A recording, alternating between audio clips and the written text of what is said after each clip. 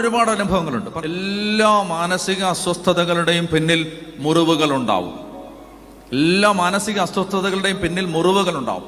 ഡീപ്പായിട്ട് ഏറ്റ മുറിവുകൾ ഉണ്ടാവും. ഈ മുറിവുകളെ സുഖപ്പെടുത്താൻ മനുഷ്യന് പറ്റില്ല.